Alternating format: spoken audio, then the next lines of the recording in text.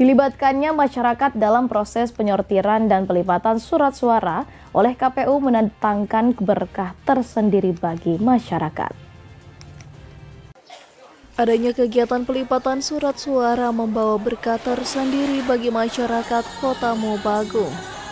Dengan menjadi petugas penyortiran dan pelipatan surat suara membuat warga mendapatkan tambahan penghasilan.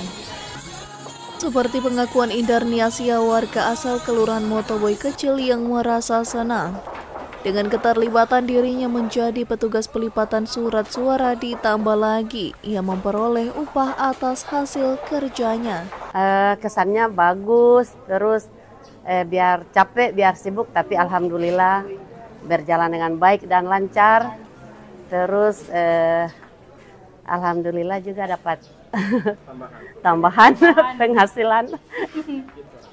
Kalau tidak salah itu 500 per dos, 250 per dos, 10 orang satu tim.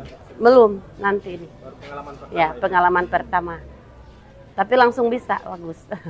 Indarniasia bersama petugas pelipatan surat suara lainnya ditargetkan menyelesaikan tugas pelipatan hingga tanggal 11 Januari nanti.